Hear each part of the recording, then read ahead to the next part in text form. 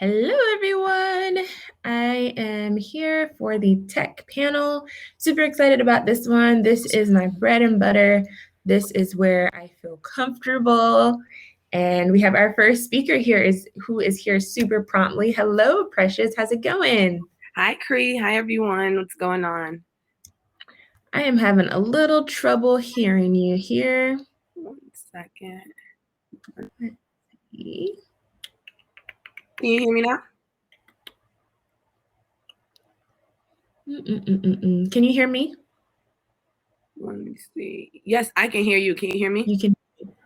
Huh. Hold on. Let's see. Can you try leaving for me and then returning? Let's see here. And then if when you return, if you could just check your microphone settings and make sure it's your built-in mic, or unless you have an external mic that you're plugged into. Okay. Let's try that.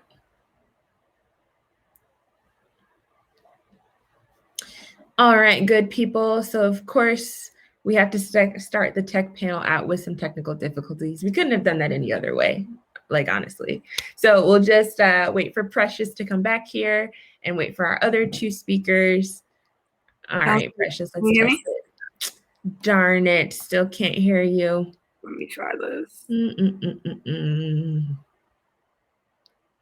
Are you using Google Chrome browser?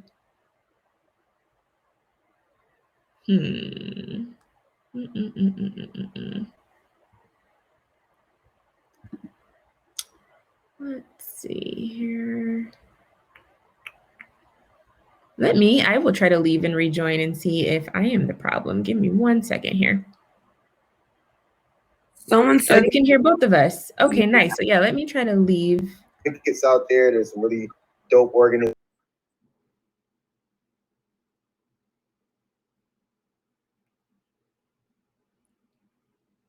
Yeah, my microphone says it's been... Okay, cool. I can hear you now. Okay, yay. You're right. Without any tech issues, it wouldn't have been a tech panel. You know what I'm saying? Like, sure, when John and Robert come on, we'll have, they have to have issues too in order for this to be a tech panel. Just to set it all right. Exactly. Thank you, Wesley. I'm sure if it wasn't for you saying that, we probably would have been here all day. So thank you for that. I appreciate it. No, this has been an amazing fair expo so far. Congratulations on it. I feel like so many people are learning so much from it, all the experts in the field here. It's blowing my mind. I love this platform and I love everything you guys are doing. So yeah, very happy. Thank you so much, Precious. Thank you. Yeah, I'm super excited. When you do events, it's like everything is crazy until the day of, and then it's like it's finally here. And like our registrations shot up in like a day. There was like 400 people that registered in like a day and a half. So I'm super happy with the turnout so far. That's generally what happens with these things. You know how it is. People's like, sign up 2 hours before.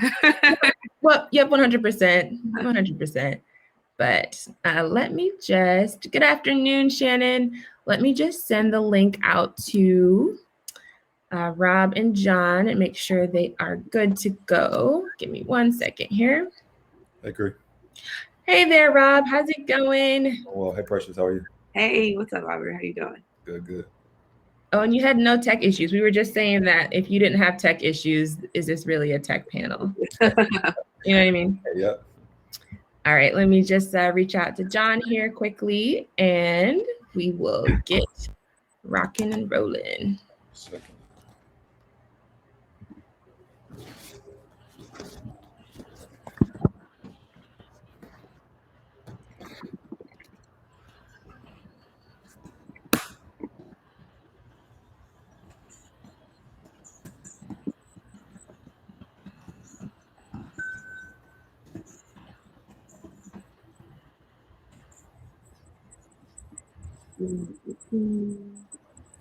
All right, let's give John another minute here. And just while we're waiting, so to remind you guys, so we we are at the career fair, the Michigan Career Fair and Conference. We have panels going on right now. Right now, we're about to jump into the tech panel, but we also have 25 hiring companies that are here, you guys, that are actively hiring. If you want to get into the cannabis industry, this is your opportunity. We have hiring managers literally in the booths just sitting and waiting for you guys. So go on over to there and chat with those folks after this panel and jumpstart your amazing cannabis career. Shannon said, will the expo section be available still after all of the sessions? Yes. Yes, I don't know if all of the hiring managers will still be there. Some of them will be. However, there are methods of contacting them in the booths. So yes, good question. No problem. All right, so yes, hopefully you're exploring and you're learning a lot. Let's go ahead and get started. We're waiting for one more person, John from Dutchy, and I believe is traveling today. So he might hop on, or he might have a little bit of reception issues. So he will join when he is able. But in the meantime, let's go ahead and get started. So just as a reminder, I am Cree Robinson, one of the co-founders of touCanna, which is the organizer, or one of the organizers of this event.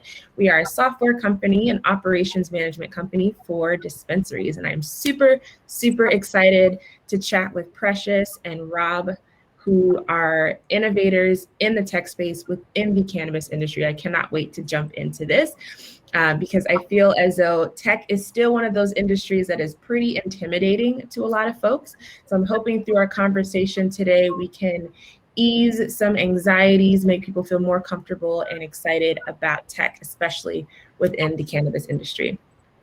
So let's go ahead and start off with some quick intros. So if you guys could tell me who you are, what your role is, and where you're located. And I'll start off with you, Precious. Yeah, again, thank you for having me. Hi, everyone. My name is Precious Osagiarese, and I'm the co-founder and COO of Roll Up Life, Inc. We are a tech and logistics-based cannabis delivery company based out of New Jersey. So our goal out here is to be one of the first Black-owned issue delivery licenses. We currently deliver CBD right now. Been building this company for a little over 4 years with my co-founder and best friend, Tyann Bryant. So we're really like in the midst of application process. New Jersey is an industry that's moving at the speed of lightning. So we're doing everything we can to not only build our tech, but to show that we are that premier delivery service. We operate in both spheres of B2B and B2C transportation. So not only are we direct to consumer, being a third-party courier service for retailers, just like a Uber Eats or a Grubhub, we also focus on B2B. So transporting cannabis from licensed facility to licensed facility. So from cultivators, manufacturers to either a testing lab and then onto retailers. So New Jersey is pretty small. So we felt like we can operate in both of those spheres. So that's how we've been doing it. And it's been fun. It's been a lot of work and exciting, but I always love to talk about it because I'm not a tech person. Cree will tell you, now I am, but my background was in journalism. I was a couple years ago, I was a practicing journalist. I was a news producer, and that was just where my lifespan was heading.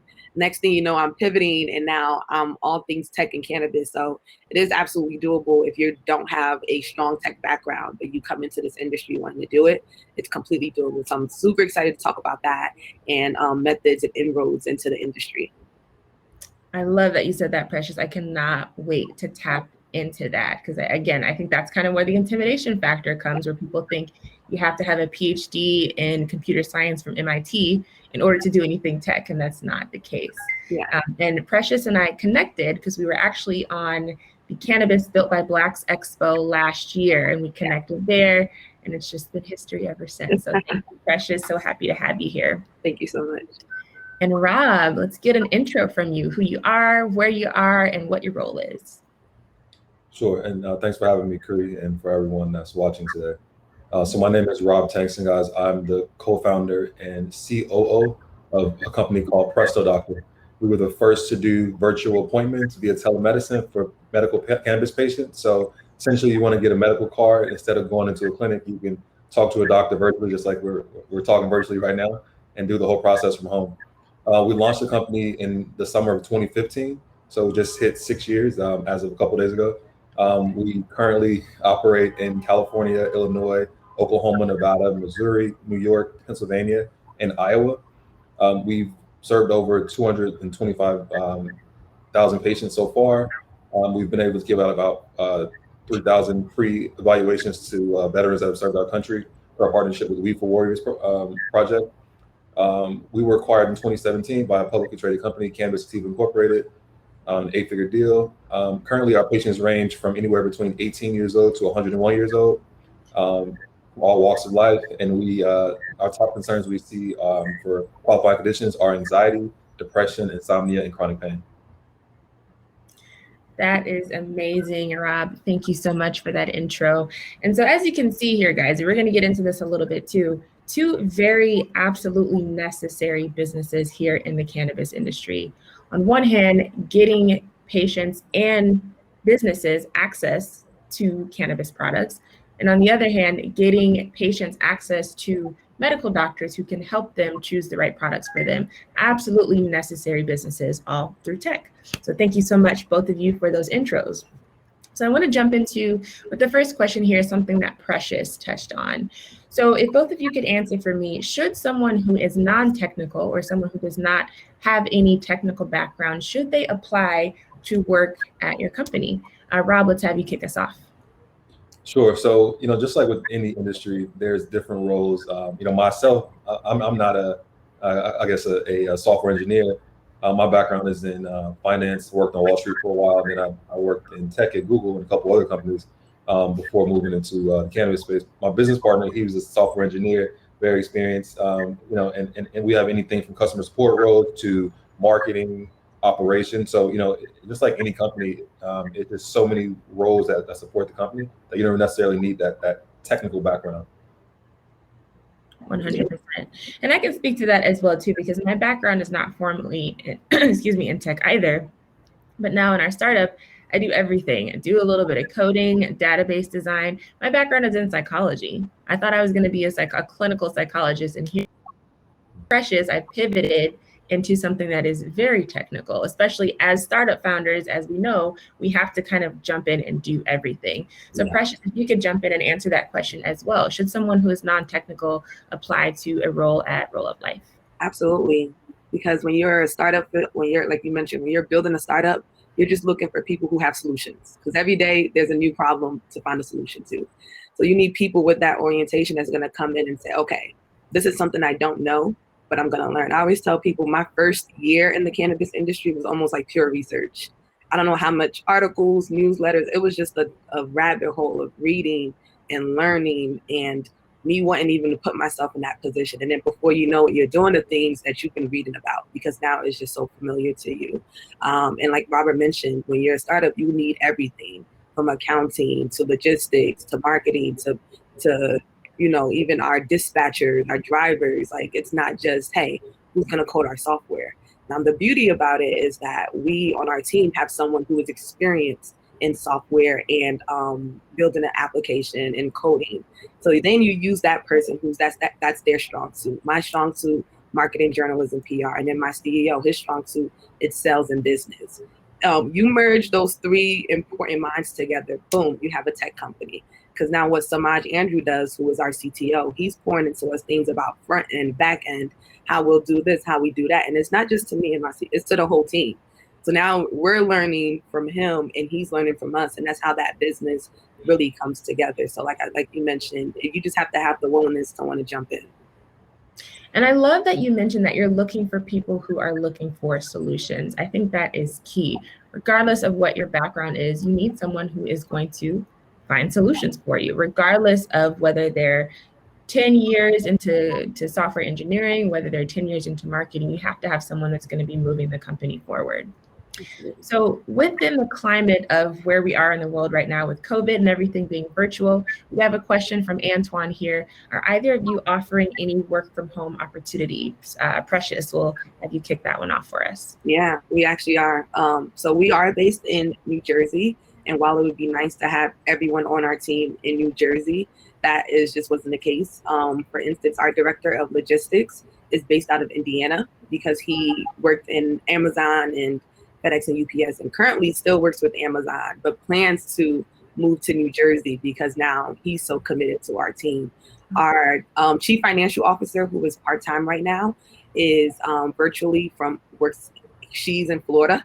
So she does all of our accounting, all of our books, everything needed from Florida, and we all just meet virtually again on this platform. That's a role we're hiring for full-time as well, because she won't be able to manage us with all her other clients. So like I mentioned, outside of our actual drivers and transporters who need to be on the floor and our security team, a lot of our roles can be virtual with a willingness to end up in the Garden State. Love it. Thank you, Precious. And Rob, how about you? Yeah, and great question, Antoine. So my team, Presto Doctor, because we're a virtual service, I'd say about 90% of our employees are working remotely. So myself, I'm in New York. Half my team is in California. My business partner is in Vegas. And I think of our team, there's actually 3 people I've never actually met in person because of the way we operate. You know, it's like we have a relationship, but I've only known them just virtually. And then all of our doctors, we have about 30 doctors. They're all remote as well. And then the roles that we're hiring for that are remote coming up soon are going to be customer support roles. And then the actual physical roles that we're going to have are going to be kind of field market managers in Illinois and a few other markets. Wonderful. Thank you, Rob. So you have a team that's spread out all over the country, really. And like Antoine said, it sounds like you need some Michiganders. So you might be getting some Michigan resumes here soon, Rob. And also, too, I wanted to point out, so you mentioned customer support. So customer support, I think, is a really important starting point if you really want to build your career in tech. So my co-founder, Louis Masinsi, I think you've seen him moderating a couple other panels. He's worked as a product manager. He's worked as a software engineer, a project manager, and he has built his career up from starting in customer support, answering phone calls, doing very, I don't want to say simple tasks, but simple in comparison to software engineering. And he has worked his way up to where he is. So customer support is a really, really great place to start. It's really something that kind of hones in on your problem solving skills. So great place to start there. And thank you guys for answering those questions. So being that you are a tech company, you guys have mentioned a lot of different roles: marketing, customer support, engineering. Who are the people that you tend to work the most with in your everyday roles in your company? Rob, we'll have you kick that one off for us. Sure. So first I'll kind of go back to your previous point, Cree. Yeah. And I'll probably argue that customer support is in my opinion, the most important portion of the company, in the sense that it's the first thing patients see is a support team. And if they have a bad experience with them, they're not only going to leave the website or leave the company, they're also going to tell their friends not to, bother with you as well. So I want to throw that in. But as far as like my personal daily kind of collaborations, a lot of it is with the operations team, which handles customer support, also the marketing team. And we're pretty small, so the teams aren't like massive at all, but smaller teams. But and then also finance, which I'm mostly running myself with our bookkeeper. Yeah. As for me, again, startup level, someone asked us to restate our companies. Again, we're a cannabis delivery and transportation company. So me and my co-founder actually are like neighbors. We like live around the corner from each other. We lived around each other our whole lives. So I love that kid. So me and him are seeing each other like every day, as of course one would. But our main daily meetings, of course, is our application team that's doing our main application to submit for our licenses, which is Harvest 360. Our compliance team with ICS and Jenny Germano. Our director of logistics and dispatch, Jay Tribute, and Samad Andrews, who I mentioned, is our CTO. So that little group right there is who we are in the trenches with daily. Just like even now as we're building our product, we're like, okay, we need these features, we need this. So our minds are kind of split in two in terms of applying and making sure we get that license to operate, which we're super well positioned for. And then again, building that product, and like Robert mentioned, making sure that consumers have an experience that's worth coming back to. And the beauty about New Jersey is that we're in a position where we're gonna build consumer mannerisms. No one here in New Jersey can say they actually have cannabis delivered to them. Like outside of medical patients where We only have about 18 dispensaries, and they're overloaded. We have 100,000 medical marijuana patients. Robert, we need you immediately in the New Jersey market because our demand obliterates our supply. Now with the income and recreational market, everyone knows that delivery and transportation is what's going to level us out. If not, we're going to be starting off pretty rough. So with all of that, those are the meetings we're having to make sure that when we are building those consumer mechanisms, people are going to be able to use our app for the first time, that it's a good experience they have in the beginning. And, that's the work we're doing right now. And you mentioned something, how you are as a startup founder, and I'm sure, Robert, you're still in this phase where even though you have been around for some time, you are in the trenches with your team. Precious, you said you've known your co-founder since childhood. My co-founder is actually my life partner. So, you have these relationships, but you are also building this company together and you are with each other all the time. So, even though we are a tech company, you're not just working with the engineers, you're working with everyone. Rob, would you have anything to weigh in on that? Yeah, definitely. So early days, 2015 when we first launched, it was just myself and my co-founder, and again, our obviously everyone has kind of basic customer service skills, but it wasn't our main job before. Like I was in finance and marketing, and he was in on a software engineer team, and so it was just him and I. We had to literally answer all the customer support, all the phone calls, everything. And that's just really in the trenches. And then it came a point when we started to grow and hire more people, and from there we just learned how, in our opinion, how important it is for everyone to be able to do kind of interchange jobs and things, being in a smaller startup at the time. So it's really important to us to just to share responsibility, to be in the trenches, to kind of know what people are doing, because I've had bosses in the past that I would ask them for help and they couldn't tell me how to do my job. And so it's really important to me and my team to if someone's managing you, you have to be able to know how to do their job. So. Mm-hmm. Yes, and going back to customer support again, so customer support, like Rob said, is a really, really important aspect of any company, not just tech, because you are the face of the company, but you also have to know the services, you have to know the product. So I love that you mentioned that you guys got into the trenches and also did customer support there. So again, guys, Rob is looking for customer support folks. I think those roles were remote, if I'm not mistaken, Rob, was that right? So yeah, definitely look into that. That's a great point to start in your career, or at any point in your career within the tech field. Customer support is a great role to have. So just jumping over here, what, if you could tell us, without, if it's still private, that's okay, but can you guys speak to any exciting projects or deals that you're working on within your company? Precious, we'll have you kick off with that one. Yeah, no, nothing super top secret here. However, one of the things we're looking to launch, of course, is our app. So making that available for people to be able to, we want the experience to be, hey, I want to order cannabis on and have it delivered to me next day, or schedule it out for the week. On-demand delivery, a lot of people in the transportation delivery industry will tell you, it's really difficult to do when you're first launching. It's a goal you want to get to over time, to say, hey, I can have this delivered to you in an hour or less, in 2 hours or less, but you're going to need a massive fleet. One thing that separates us from a lot of companies is that we have our own fleet. We're going to be able to control our drivers, control our routes, really make sure things are streamlined.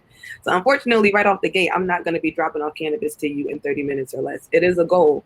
So really building that product out and having people understand that, okay, you'll be able to tap, order, have it scheduled for what time and day, pick your slot that you want it to be dropped off to your home. Really excited to launch that app pretty soon. We're working on it very, very hard on the front end. One interesting thing I will say, and it is a learning experience as a founder, is that our plan was to build all of our software. So even the back end, so that dispatching motherboard. So when an order comes in from our app, it goes back there. We generate it, we put in a route, we do all the things that back end does, so that we're kind of in full control. That is very also difficult to do, but something that we're not stopping. We're actually still building that. But we were smart enough to say, hey, our industry is launching as early as the end of the year, probably early 2022. We're going to need more time. We're going to need more software engineers. We're going to need more capital to build out that type of tech. So right now, we're actually going to partner with another entity for our back end, integrating our APIs to still make it an experience from Roll Up Life from our front end, and that we already have an organized dance and system. And now we can pour in more capital and time to build out that back end for ourselves after seeing how that system works, and then eventually having full ownership of our entire tech. So it's okay to pivot if things don't always feel like all of this isn't happening at once. This isn't launching how I need it to do. It's okay to figure out what entities you can partner with, but still with the mission to grow and build out whatever it is you want to build out. So that's something we have coming up pretty soon. I'm excited for that launch towards middle of the end of the year. Oh, that's so exciting, Precious. Congratulations on that. And you made a really interesting point about pivoting. I feel like a lot of times the folks that are able to pivot 9 times out of 10 are going to be the most successful, because we want to pivot and change based on what your circumstances are. So you see Precious has taken her circumstance and made it work for her and her company. You have to do that, whether it be tech or any company. And I love the fact that we're speaking with folks that had such foresight with their companies with this pandemic, right? Being able to stay in your house, speak with a doctor, get recommendations about your product, stay in your home, get your cannabis product delivered directly to you. Like, these are 2 founders here that thought so far ahead to where some of us may not have even comprehended that we would be here in such a virtual world right now. So very kudos to you guys. And Rob, same question to you. If there's anything that's not super top secret, if you tell us about a project or a deal that is coming up that you're excited about. Sure.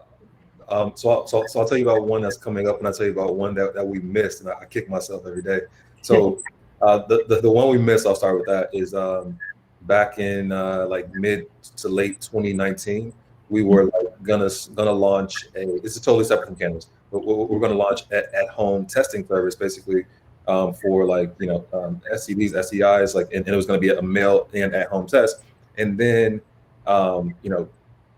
we were kind of studying competition. One of the competitors that was basically launching around the same time we did, they kind of pivoted from that to also offer COVID tests at home, and then now they're valued at $1 billion. So I'm just like, man, I wish we would have done that. So missed opportunity there. But the one that we're kind of eyeing next, it's in plant medicine as well, but it's actually in psychedelics, which we think is kind of it's going to have a lot of potential.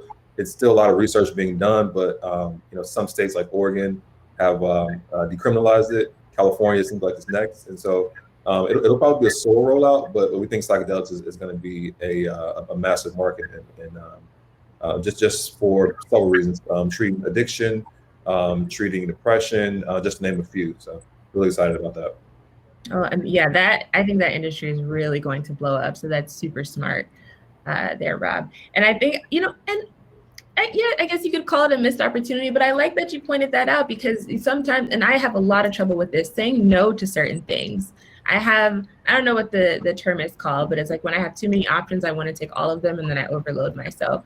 Unfortunately, you got to say no to some things, and it was hopefully it was a good learning experience for you. Yeah. Cool. So another question, so being that both of you come from industries that are not necessarily technical, what advice would you have for someone who comes from a similar background that is non-technical but wants to pursue a role like yours or start their own tech company? I believe we started with Precious last time. Rob, we'll have you answer that one. Yeah. So what I'll start with is I'll kind of like something that Precious said really resonated with me. So I'm going to dig in more there. When she said that you have to be really flexible, you have to be able to pivot. So I think just the flexibility is very important, and also the willingness to learn new things, because there's a lot of things that that people are going to have to learn starting a new company, things you're going to have to do, because if you don't do it, no one else is going to do it. So you have to figure a lot of stuff out. So I'd say be willing and open to learn new skills is probably more important, and also understand that this is a new company. And that a lot of things, are just, it's a lot of tests, and you got to test things out and see if it works.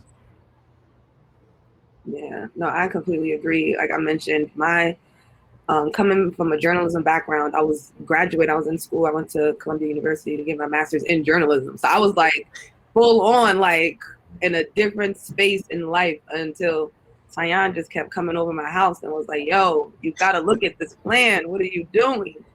And then even when I first jumped in, just to completely say, all right, your marketing and branding is trash. Let me at least help with that. So I'm like, let me use what I'm doing. And that's why I tell people, use what you already know how to do to come into the industry and then expand from there. So I use my background in storytelling, my background in marketing, producing, digital work, videography, and said, all right, let me come and help brand this company, make it something that is actually worthwhile, like build the face of it. And as I'm doing that, that's when I'm getting more in the weeds of actually the cannabis industry. So using my background, coming, now I'm learning more about tech. I'm learning, touCanna's teaching me more about the industry. It's just so much coming at me at once, and you just really have to find a way to tackle it on, but you have to want to. So yeah, definitely use your skills that's already given to you and implement that. And the reach of what you can do, it's crazy, especially when you're at the beginning stages of building a company. I am always preaching about that. Use what you have. You don't necessarily have to learn something completely new in order to be a part of this industry. I'm going to say that probably in every panel that I'm in. And Precious, thank you for pointing that out. And this is probably because of your marketing background, but you guys, Precious has one of the dopest Instagram pages. Check out her content. It's just very beautifully curated. Her pictures are gorgeous. I actually have a story for that. Our Instagram is currently, you guys know how Instagram is about cannabis and content. So I did, and that's something like I'm so depressed about it because I literally built that page from 0 to roughly about like 4,000 followers, and I was just happy with my little 4K. I was like, yes. Built content, but you know, Instagram has their rules and guidelines, so we're just interacting with them. It's super hard to get in touch with somebody to say, hey, you know, where did we go wrong, and let us know what we could do to be better. But that's one of the things you learn about the cannabis industry. We're not accepted everywhere. Now my founder's like, we're building our own social network. And I'm like, okay, let's just reel it back in. We'll figure it out. And that's what we actually do. We figure it out. And we're said, you know what? Yeah, we're going to implement some type of social aspect on our app so that people can interact freely because of that experience that happened to us. But I implore you to check out our site and our Facebook. I'm not stopping there. Yes, I love it. And you probably will get shut down at least once. Yeah. If you're in the cannabis industry, it's just a part of what we do. And so we do have to wrap up here. I have to hop over to another panel. But before we leave, can you tell us how we can get in contact with you? Especially now, Precious, since unfortunately your beautiful Instagram page is paused for now. But how can we get in contact with you otherwise? Absolutely. You guys can definitely email me. My email is precious@rolluplife.com. I'll put it in the chats and I'll be here. Check out our site, rolluplife.com. We also have CBD products on there. If you guys are interested and want to test out some CBD, we have those. If you're in New Jersey, we'll deliver it to you. If you are anywhere else, we'll ship it to you. So yeah, reach out to me there, and then you can find us on Facebook at Roll Up Life. And when we're back on Instagram, it's on and popping. Yes. Awesome. Thank you, Precious. And Rob, how about you? How can we get in contact with you? Sure. So I feel your Precious, and I feel your pain on the Instagram. The reason I say it is our social media everywhere is at Presto Doctor. Instagram unfortunately took us down a while back, and so Instagram is at Presto Doctor _official. Reach out to us there. Any questions via email? My email is rob@prestodoctor.com. Thank you so much, Rob. So definitely be sure to connect with our amazing tech founders. They are doing some big things, guys. Look out for them when they go public. Because it's happening. All right, guys, thank you so much for joining, and head on over to me with the next panel about everything consulting. Thanks, guys. Bye. Thanks, Precious. Bye. Bye.